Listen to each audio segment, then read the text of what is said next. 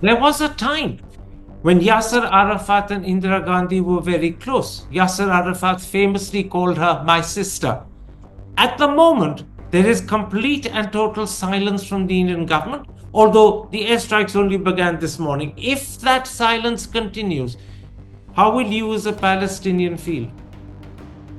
That would be unacceptable. And of course, we know that your government or this Indian leader in particular today is very biased to Israel. I don't think this serves the interest of the Indian people. Palestinians and Indians have always had very good relations, have very good mutual solidarity. We still look at the people of India as our friends, as our supporters, and supporters of us not because we are Palestinians, but supporters of the principle of freedom. Hi, I'm Karan Thapar. Over the last few years, I hope you've been watching my program, The Interview on the Wire. During that period, I've interviewed doctors, politicians, businessmen, scientists, authors, and even the occasional Nobel laureate. For me, it's been exciting. I hope it's been enjoyable for you. But these, as you know, are tough times, and if this program is going to remain bold, independent, and sometimes even defiant, then I think we need your support. At the end of the day, it's a truism, but editorial independence is best defended by the viewers. So if you would like this program to remain the way it is, forthright, outspoken, and interesting, then would you consider supporting us? All you have to do is to click on the description at the bottom. But more than anything else, I hope you will continue to watch the interview. Your viewership means an awful lot to me.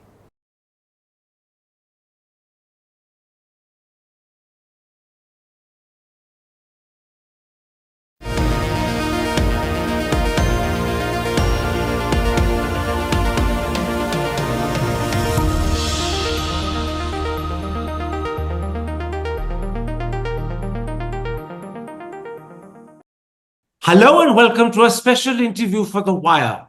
Early this morning, Israel once again launched a series of devastating airstrikes over Gaza.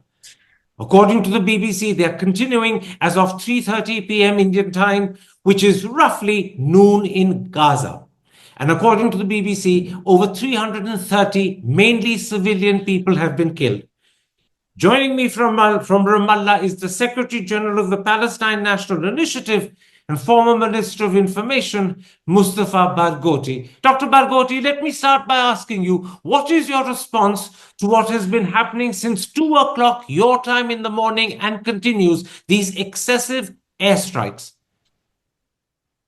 Well, what is happening is very dangerous. Netanyahu and his fascist government decided to reactivate their genocide on Gaza.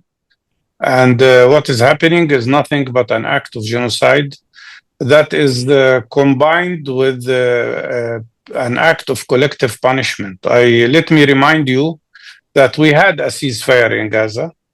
And according to the ceasefire agreement, Israel should have engaged on the 16th day of the ceasefire in negotiations about the implementation of the second phase, which would have led to the release of all Israeli captives in exchange of releasing hundreds of Palestinian prisoners, but also would have led to the end of the war and the withdrawal of the Israeli army from Gaza.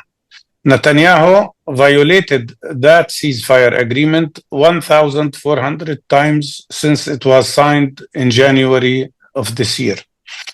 Not only by killing 175 Palestinians through shooting in different parts of Gaza, but also by refusing to start the negotiations about the second phase of the ceasefire, and by insisting on changing the agreement that he has signed before and on violating it. Now, as it is clear, it seems he had gotten a green line or a green light from the United States President Trump to reactivate the genocide on Gaza. And since 2 in the morning, they conducted terrible airstrikes that have taken the lives of 356 Palestinians, including 50 children. And it is clear that this Israeli fascist government is intending to reactivate the war completely. Why are they doing that? Clearly because Netanyahu's position is very threatened. He is now subjected to interrogation about court cases, about 4 cases of corruption against him. He is also accused of serious failure on the 7th of October when Israel did not expect the Hamas attack that happened on that day. And he is accused of also neglecting the needs of the Israeli captives. It is clear today that his campaign of airstrikes could kill the Israeli prisoners. And actually, that already has happened. One of the Israeli prisoners have been killed by these Israeli airstrikes. But it seems to me that Netanyahu doesn't care about the Israeli prisoners, doesn't care about anything but his own government and the continuation of this fascist government in place. But one last point. I think Netanyahu was very upset about the fact that Trump retracted his plan of ethnic cleansing of the people of Gaza. And maybe now, by reactivating the war, Netanyahu dreams about bringing back the idea of ethnic cleansing of the Palestinians in Gaza Strip. 15 minutes ago, the BBC carried live a press conference conducted by the Israeli Foreign Ministry spokesperson, and this is what the spokesperson said. From this point onwards, Israel will act with increasing military intensity, and clearly he was talking about and suggesting that there would be further massive airstrikes over Gaza. Israel has also ordered evacuation from parts of the Gaza border. What do you expect will be happening over the next 24 hours? More war, more strikes, and very dangerous situation. If you want my opinion, Netanyahu is trying to push the whole area into a terrible war, not only on Gaza. I think he is now combining his efforts with President Trump to attack Yemen. And maybe he is still dreaming about engaging United States in a war with Iran. These are his dreams, and don't forget that the Israeli army is conducting strikes already in Lebanon and Syria non-stop. So clearly, what you have here is a fascist Israeli government that cares about nothing but its own continuation, and cares about nothing but to try to commit and conduct the ethnic cleansing of the Palestinian people. The issue here is very clear. There are 7.3 million Palestinians on the land of historic Palestine versus 7.1 Israeli Jewish people. Israel doesn't want a solution by having a Palestinian state, for instance, as they call it, two-state solution, or to have one democratic state with equal rights for everybody. So their solution is ethnic cleansing. And clearly, what Netanyahu is doing now is activating this war with one goal, which is ethnic cleansing, not only in Gaza. Also, let me remind you that he is conducting military operations in the West Bank, where Hamas is not present. But he's doing that because his goal is to destroy the whole Palestinian people. You mentioned in that answer Yemen, you mentioned Iran, you mentioned the West Bank. Are you anticipating a considerable escalation of the fighting and the war at this point? There was relative calm for the last few weeks. Are you now anticipating an escalation? Yes, absolutely. And the only way to afford that is that there should be a stronger reaction from the international community against the Israeli war crimes. We already see protests against what Israel has done by countries like Norway, Belgium, maybe other European countries. But the decisive factor here is Trump. If Trump wants to allow Israel to continue, they will continue non-stop. And I think the only way to abort that is that there should be a stronger international reaction, even imposing sanctions on Israel. Because if Israel succeeds in what it's doing, that means fascism is prevailing in the whole world, and you will see horrible things happening everywhere in this in every corner of this world. In one of your earlier answers, you mentioned that one of the Israeli prisoners had been killed. Are you suggesting that some of the hostages have died as a result of these airstrikes happening over the last 8-9 hours? Yes, of course. It was announced by the Hamas government that the Israeli airstrikes already killed one Israeli prisoner and injured 2 others. What is the fate of the hostages at this point of time? They will be all killed. if Netanyahu continues the airstrikes, and they will be killed by Israeli airstrikes, by the Israeli soldiers, by the Israeli government. And Netanyahu carries on his hand the responsibility for the blood of not only Palestinian civilians, innocent people, but also Israeli soldiers who are prisoners of war in Gaza. The White House has already confirmed that before the airstrikes began, Israel consulted and informed the United States. Clearly, Trump is backing Netanyahu fully. What sort of response are you expecting from the European Union and from Great Britain? The world must tell us very clearly, do they support genocide and war crimes? Do they support what Israel is doing, or they will take a stand against that? If the world continues to allow Netanyahu to commit these war crimes, then you can say goodbye to anything that relates to international law or international humanitarian law, or even United Nations. It will be a terrible situation of a different kind of world that we don't want to be living in. There is no secret of the fact that the Indian Prime Minister Narendra Modi and the Israeli Prime Minister Benjamin Netanyahu are close personal friends. There's a bond between them. What response are you looking for from the Indian government today? What Palestinians suffer from in the absence of the implementation of international law will become the fate of other countries, including India, if that is allowed. If the world is a world where the stronger person or the stronger country can do whatever they like, you will maybe tomorrow see problems with your neighbors. This is a very dangerous moment in humanity's life.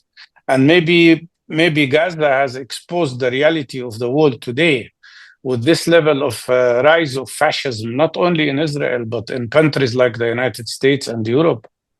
And if that continues, we will be facing the most dangerous moments since Second World War. And nobody will be safe. Nobody will guarantee their safety, not in India, not in Pakistan, not in China, not in anywhere else. The world is now at a very major turning point, and Gaza has exposed this reality very clearly. Yes, we are the ones who are suffering most now. Yes, we are the people who are paying the highest price, but it should be clear also that whatever Netanyahu does will not break our will or our determination to get our freedom as Palestinian people. But of course, we are truly upset when we see some governments take positions in support of fascism and aggression against the Palestinian people. Dr. Barghouti, two last questions. There was a time when Yasser Arafat and Indira Gandhi were very close. Yasser Arafat famously called her my sister. At the moment, there is complete and total silence from the Indian government, although the airstrikes only began this morning. If that silence continues, how will you as a Palestinian feel? That would be unacceptable. And of course, we know that your government or this Indian leader in particular today is very biased to Israel. I don't think this serves the interest of the Indian people. Palestinians and Indians have always had very good relations, have very good mutual solidarity. We still look at the people of India as our friends, as our supporters, and supporters of us not because we are Palestinians, but supporters of the principle of freedom. And I think Netanyahu has been trying, he and his government and other Zionist circles, they've done everything they could to divert India from its original positions. But I think one has to think about the future from the perspective of the interest of the Indian people. And from that perspective, India should be against any violation of international law, against any violation of international humanitarian law, which naturally would be to take an immediate stand against this Israeli new aggression on the Palestinian people. Finally, Dr. Barghouti, you're speaking to us from Ramallah in the West Bank. What is the situation in the West Bank? Not just today, but what has the situation been like for the last few weeks? The situation is very bad. The West Bank is put under siege also. We have no less than 1,200 military checkpoints everywhere. and they are preventing the freedom of movement of people. Already, Israel has conducted ethnic cleansing on 2 refugee camps in the West Bank, Nur Shams refugee camp, Tul Karim refugee camp, and also Jenin refugee camp, forcing more than 42,000 people to be ethnically cleansed from their homes, which were destroyed by the Israeli army. So yes, West Bank is also under Israeli attack in different ways and in different methods. It's a dangerous moment that's going to affect everybody unless we see a much stronger reaction from the world to the Israeli crimes that are committed here. Are the Palestinian people losing hope? No, no, no. We will not lose hope. We will not stop fighting. You, the people of India, know better than anybody else that 230 years of British colonialism did not break your will to become free and independent. We are exactly like you, like the Indian people. We will struggle for our freedom. Thank you so much. Dr. Barghouti, thank you very much for speaking to me on a day when I know you have many other pressing commitments. Take care. Stay safe. Thank you. Hi, I'm Karan Thapar. Over the last few years, I hope you've been watching my program, The Interview on the Wire.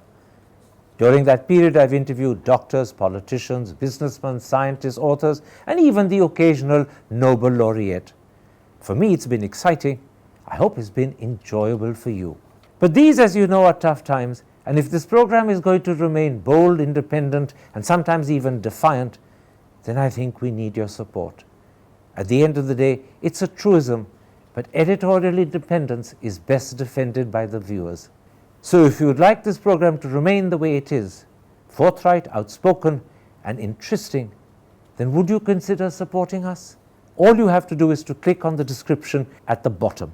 But more than anything else, I hope you will continue to watch The Interview. Your viewership means an awful lot to me.